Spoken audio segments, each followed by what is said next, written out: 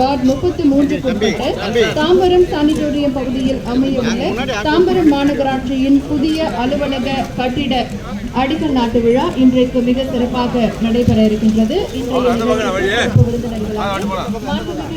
நிர்வாகத்துறை அமைச்சர் அவர்களும் மாண்புமிகு குறு சிறு மற்றும் நடுத்தர தொழில் நிறுவனங்கள் துறை அமைச்சர் அவர்களும் விழாவிற்கு வருகை தந்திருக்கிறார்கள். மாண்புமிகு அமைச்சர் பெருமக்களுக்கு சிறப்பான வரவேற்பு அளிக்கப்படுகிறது.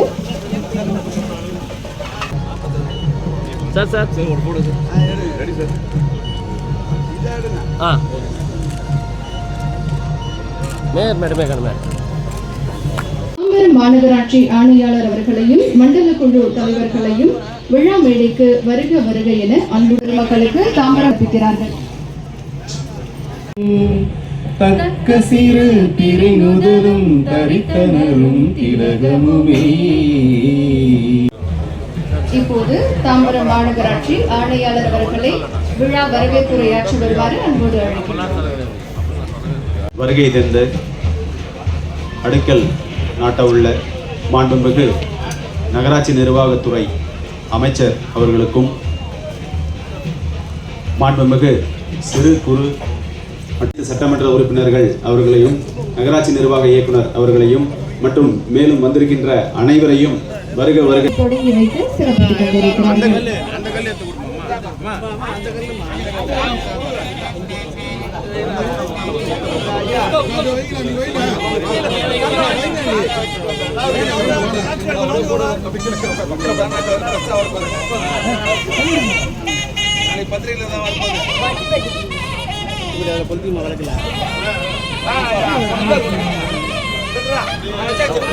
ராஜா வாங்க. எல்லாம் மறுக்க அங்கே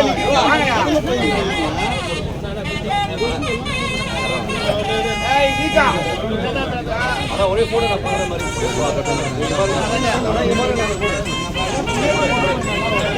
தாம்பரம் சானிட்டோரியம் பகுதியில் தொடங்கி வைத்து சிறப்பித்துக் கொண்டிருக்கிறார்கள். நிதித்துறை தலைவர்கள் அனைவரும் மாமன்ற குழு, இ-சேவை மையம், காத்திருப்பு அறை, கலந்தாய்வு குழு ஆகியவை அமைந்துள்ளது.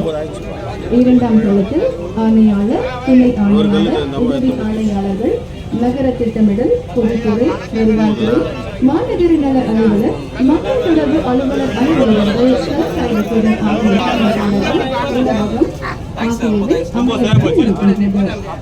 அனைத்து தளங்களிலும் குடிநீர் வசதி மற்றும் கழிப்பிட வசதிகள் ஏற்படுத்தப்பட உள்ளன. சிறப்புமிக்க நிர்வாகத்துறை அமைச்சர் அவர்களும் மாண்புமிகு குறு சிறு மற்றும் நடுத்தர தொழில் நிறுவனங்கள் துறை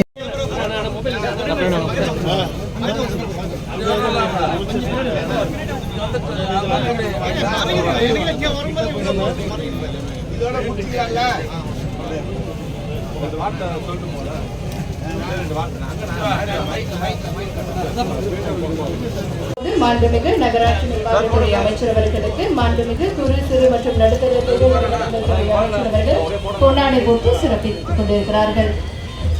ஸ்ரீபெரும்புதூர் தொகுதி மாண்புமிகு நாடாளுமன்ற உறுப்பினர் அவர்களுக்கு பொன்னாடை வழங்கி சிறப்பிக்கப்படுகிறது. இப்போது மாண்புமிகு மேயர் அவர்கள் மாண்புமிகு அமைச்சர் பெருமக்களுக்கு நினைவு பரிசு வழங்கி சிறப்பிக்கிறார்கள்.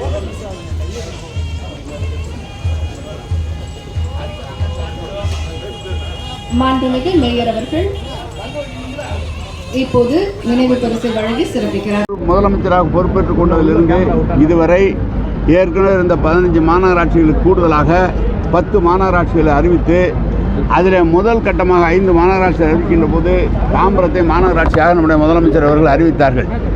அப்படி அறிவித்த போது இதற்கு உடனடியாக ஆணையர் அலுவலகம் கட்டப்பட வேண்டும் என்ற நோக்கத்தோடு இங்கே வாங்க கமிஷனர் மேயர் வாங்க மேயர் பக்கத்தில் அப்படின்னு ஆணையர் அலுவலகம் கட்டப்பட வேண்டும் என்பதற்காக நம்முடைய முதல்வர் அவர்கள் ஏற்கனவே அரசு சார்பாக 30 கோடி ஒதுக்கப்பட்டது.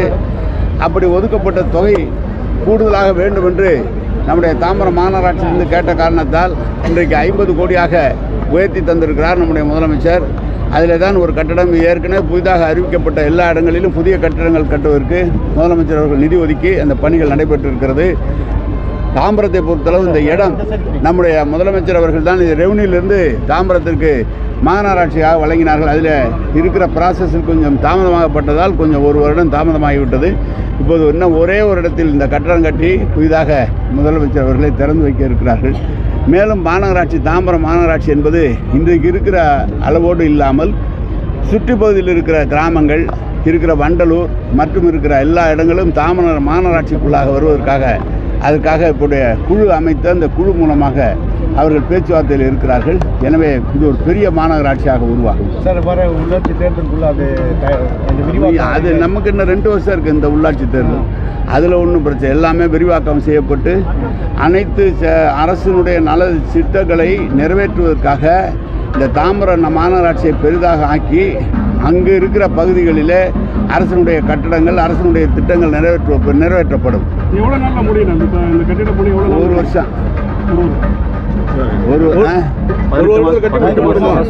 கட்டி முடிஞ்சு திறந்து குடியேறிடுவாங்க. நடத்திடுவான். இந்த கூட்டரங்கு எவ்வளவு பேர் உட்கார மாதிரி கட்டப்படுது? இப்போ வந்து மழைக்கு முன்னெச்சரிக்கையாக தான் இருக்கா சார் நகராட்சி நிர்வாகம்?